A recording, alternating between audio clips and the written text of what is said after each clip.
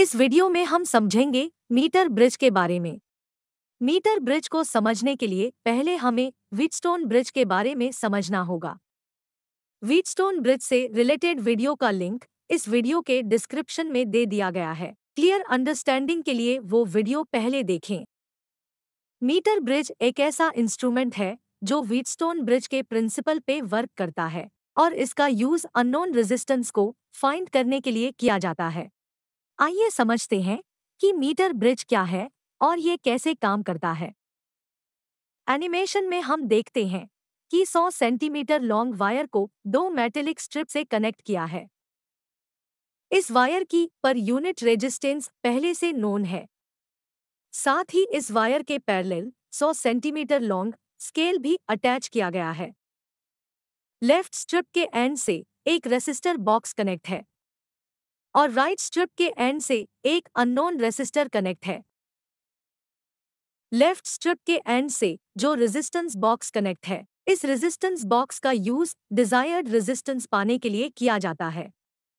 कहने का मतलब इस रेजिस्टेंस बॉक्स का यूज करके हम सर्टेन लिमिट तक जितना चाहे उतना रेजिस्टेंस क्रिएट कर सकते हैं। राइट स्ट्रिप के एंड से जो अननोन रेसिस्टर कनेक्ट है, इसी रेसिस्टर का रेजिस्टेंस हम मीटर ब्रिज की मदद से कैलकुलेट करेंगे। रेजिस्टेंस बॉक्स और अननोन रेजिस्टेंस के एंड को मेटालिक स्ट्रिप से कनेक्ट किया गया है। सर्किट में वोल्टेज देने के लिए एक एक्सटर्नल सोर्स बैटरी से कनेक्ट किया है। साथ ही सर्किट को ऑन ऑफ करने के लिए एक स्विच भी प्रोवाइड किया गया है। रेजिस्टेंस बॉक्स और अननोन रेजिस्टेंस के मिडिल पॉइंट से एक गैल्वेनोमीटर को कनेक्ट किया है। इस गैल्वेनोमीटर का दूसरा एंड एक जॉकी के साथ वायर से अटैच है। आइए अब जानते हैं कि इस मीटर ब्रिज की वर्किंग कैसे होती है। एनिमेशन में हम देखते हैं कि जब स्विच को ऑन किया जाता है, तब करंट वायर और रेजिस्टेंस बॉक्स में डिवाइड होता है, क्योंकि ये बैटरी से पैरेलल कनेक्टेड है। करंट डिवाइड होने के बाद ये रेजिस्टेंस बॉक्स से पास होता है और फिर से गैल्वेनोमीटर और अननोन रेजिस्टेंस में डिवाइड होता है। अब मान लीजिए कि गैल्वेनोमीटर के जॉकी को हमने पॉइंट डी पे कनेक्ट किया है और इस पॉइंट तक वायर की लेंथ L है। जब हम जॉकी को वायर पे स्लाइड करते हैं तो हम देखते हैं कि गैल्वेनोमीटर की रीडिंग में डिफ्लेक्शन होता है। अब हम इस जॉकी को धीरे धीरे वायर पे स्लाइड करेंगे और जिस पॉइंट पे गैल्वेनोमीटर की रीडिंग 0 हो जाए, उस पॉइंट पे जॉकी को स्टॉप करेंगे।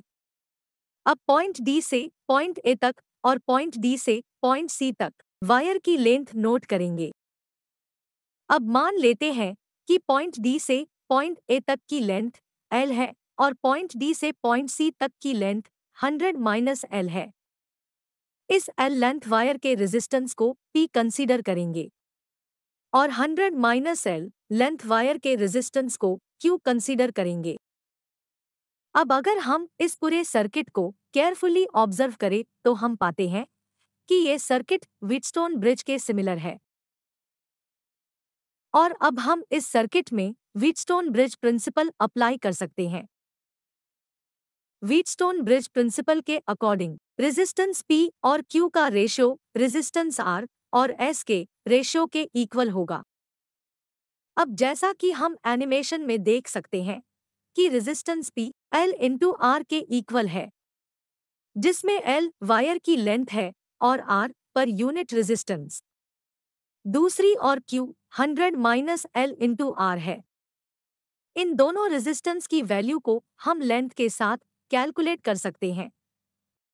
अब क्योंकि रेजिस्टेंस बॉक्स से हमें डिजायर्ड रेजिस्टेंस मिल रहा है, जिसकी वैल्यू हमें पहले से पता है, अब हम अननोन रेजिस्टेंस X को कैलकुलेट करने के लिए रेजिस्टेंस P, Q और R का यूज व्हीटस्टोन ब्रिज प्रिंसिपल में करेंगे। इन तीनों रेजिस्टेंस की वैल्यू को फॉर्मूले में पुट करके हम बड़ी ही आसानी से अननोन रेजिस्टेंस कैलकुलेट कर सकते हैं।